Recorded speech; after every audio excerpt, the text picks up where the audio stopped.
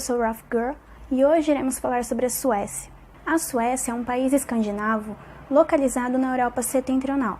Ela é usada como exemplo por diversos políticos e economistas como sendo um país modelo a ser seguido. O desemprego é relativamente baixo, a inflação é controlada e a moeda é estável.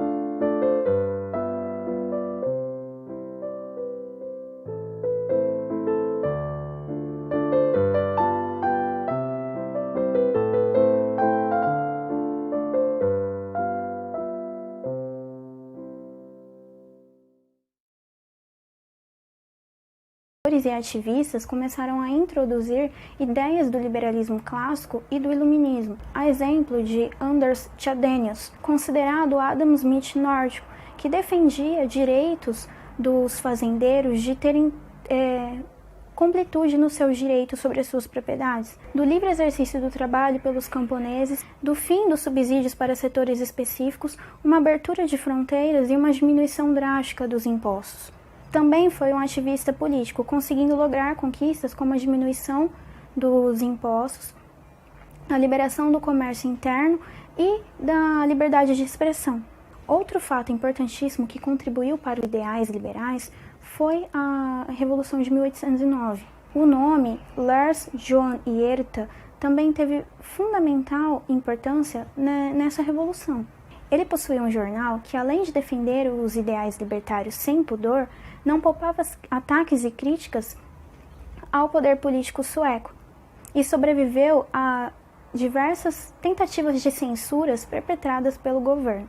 Também atuou como parlamentar, fazendo parte de toda a revolução liberal que iria se seguir. Entre 1840 e 1865, o sistema de guildas foi abolido e o comércio interno e o empreendedorismo agora poderiam surtir de forma livre.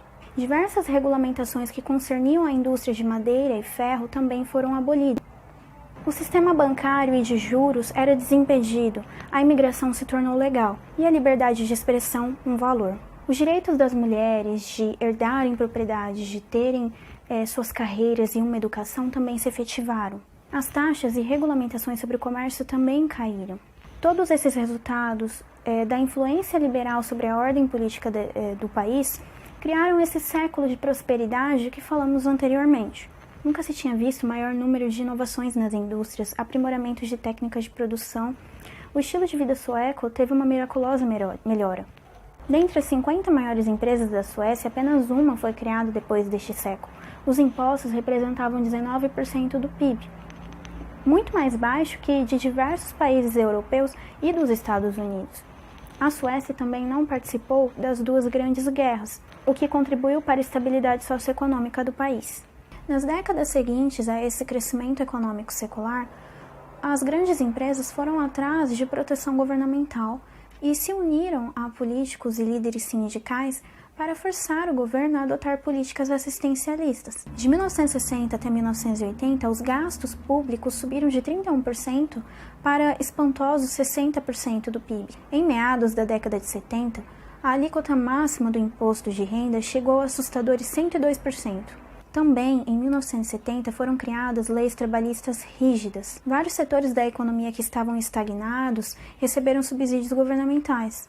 Os impostos foram até mesmo triplicados, os gastos governamentais subiram desenfreadamente.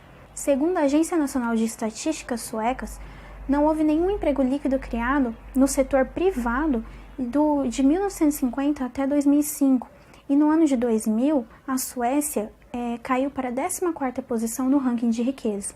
A moeda teve que ser desvalorizada 5 vezes, acumulando um total de 45% para manter as indústrias nacionais e internacionais competitivas. O socialismo nórdico simplesmente estagnou esse povo antes próspero. Muitas empresas suecas somente sobrevivem hoje porque mantêm contratos com o governo. E todas essas medidas culminaram em uma forte crise que se procedeu nos anos 90. Em 1970, em decorrência da crise internacional do petróleo, o governo foi obrigado a adotar medidas keynesianas. Como consequência, a moeda foi extremamente desvalorizada por mais de uma década. E a bolha imobiliária, juntamente com o crédito fácil, que manteve aquela aparência de prosperidade já destruída. Em 1990, o comércio internacional cortou a entrada de seu capital no país. Isso forçou o governo a impor certos limites nos gastos assistencialistas e fazer cortes nos gastos governamentais.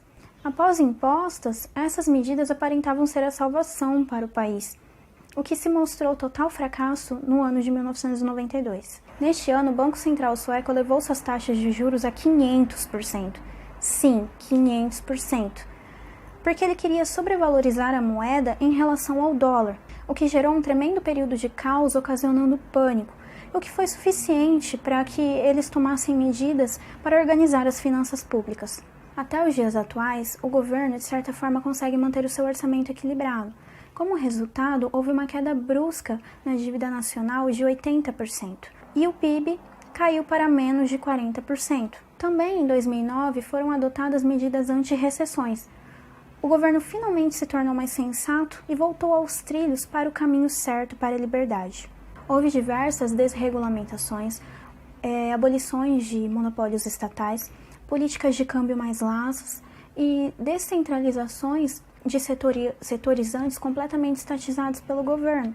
A exemplo do sistema de vouchers utilizado pelo governo na educação privada. A Suécia hoje é uma das 30 economias mais livres do mundo. Em 7º lugar no ranking de proteção à propriedade privada e em 8º na facilidade em se fazer negócios. Como conclusão, a Suécia é um país que, devido ao seu longo e vigoroso período de livre mercado e desregulamentações, enriqueceu pujantemente. E depois desse período, começou a torrar a sua pilha de riqueza com o seu assistencialismo exacerbado e irresponsável, que culminou em uma crise e só depois que começou a adotar as medidas que a enriqueceu, ou seja, medidas liberais, conseguiu sair dessa crise econômica. E a tendência sueca é cada vez mais reduzir os encargos sobre os cidadãos e retrair o tamanho do Estado. Tentar transformar a Suécia em um paraíso socialista não é só atestar a sua própria ignorância no que tange a sua história, mas também no seu presente. Se inscreva no canal, curta nossa página no Facebook, não se esqueça de olhar a descrição para ver os artigos, curta e compartilhe os vídeos e muito obrigada!